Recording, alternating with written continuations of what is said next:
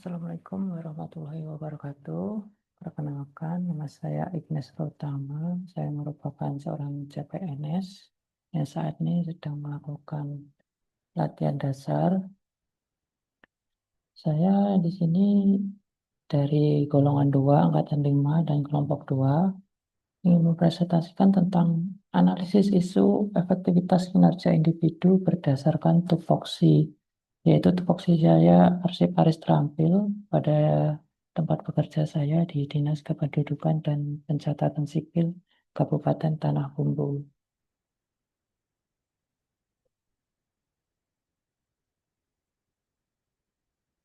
Kemudian berdasarkan peraturan ANRI, Arsip Negara Republik Indonesia Nomor 4 Tahun 2017, Pasal 9, tugas pokok dan fungsi arsiparis terampil itu meliputi seperti melaksanakan pengelolaan pengarsipan dinamis dan statis. Pada pengarsipan dinamis itu ada arsip aktif dan juga ada arsip inaktif.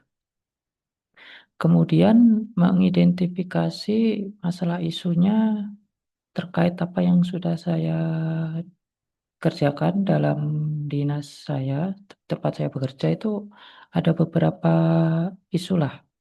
Salah satunya ada 5, yaitu kurangnya kesadaran dalam penataan berkas arsip, yaitu pada berkas arsip aktif. Kemudian pada arsip aktif juga yaitu belum optimalnya pengelolaan arsip dalam aplikasi Sergandi. Jadi masih dikelola oleh satu pengelola arsip saja, bukan unit pengolahnya. Yang kemudian pada pengelolaan arsip inaktif itu belum optimalnya pemberkasan atau pencatatan berkas arsip yang ada. Jadi masih dokumennya itu masih tersimpan jadi satu dan belum tertata rapi.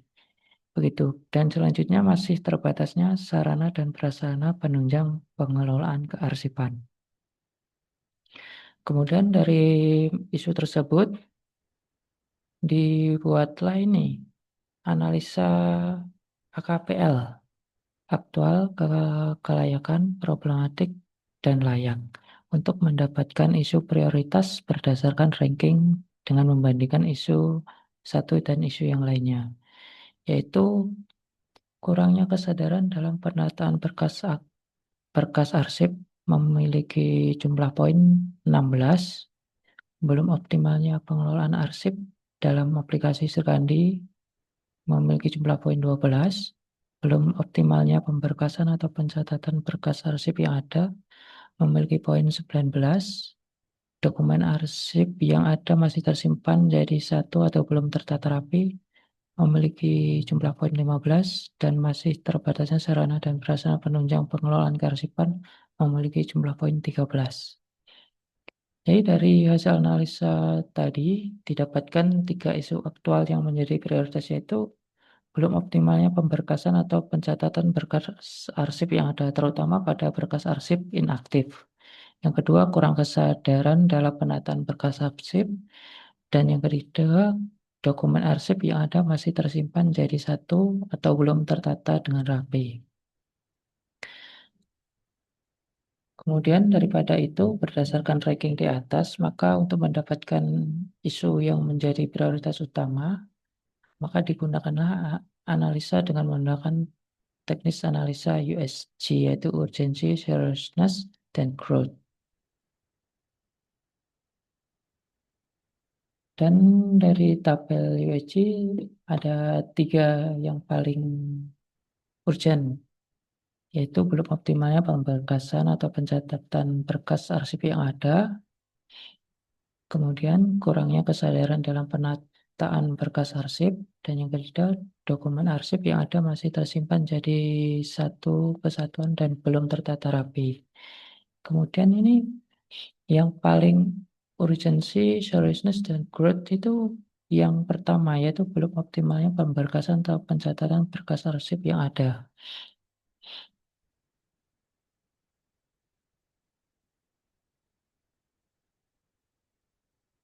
Dan dari masalah itu tadi, belum optimalnya pemberkasan atau pencatatan berkas arsip itu, dibuatlah fishbone diagramnya. yaitu apa saja sih yang masih menjadi kendalanya itu yaitu dari materialnya belum tersedianya template yang efektif untuk pencatatan pengelolaannya, kemudian dari manusianya kurangnya pengetahuan pada petugas arsip sebelumnya, dan pada waktu untuk pengerjaannya itu karena sedikitnya SDM pengelola arsip sehingga kurangnya tenaga untuk pengelolaannya, dan kemudian untuk teknologinya belum terdigitalisasinya pemberkasan tersebut atau pencatatan tersebut. Maka dari masalah itu dibuatlah gagasan kreatif yang akan dilakukan untuk menyelesaikan core isunya belum optimalnya pemberkasan atau pencatatan berkas arsip yang ada, yaitu dengan melakukan digitalisasi pemberkasan arsip, terutama arsip inaktif, dengan menggunakan sistem Google Spreadsheet. Sehingga daftar berkas maupun daftar isi berkasnya nanti itu dapat dikelola dengan efektif serta dapat diketahui atau diingatkan sesuai dengan jadwal retensi arsipnya. Untuk mewujudkannya itu ada beberapa fase, yaitu fase yang pertama adalah melakukan konsultasi dengan mentor apa saja yang perlu diperhatikan atau dibuatkan nanti. Yang kedua adalah melakukan persiapan untuk pembuatan template atau sistemnya bagaimana. Yang ketiga itu menerapkan implementasinya. Dan yang keempat melakukan evaluasi terkait pelaksanaan aktualisasi tersebut. Jadi nanti diharapkan dapat menjadi suatu sistem yang dapat berpengaruh pada kelancaran saya bekerja nantinya. Terima kasih atas perhatiannya dan terima kasih kepada pengampu materi Bapak Dr. Zainal Panami, MED. Saya kira sekian. Jika ada salah kata atau kurangnya dalam presentasi saya mohon maaf.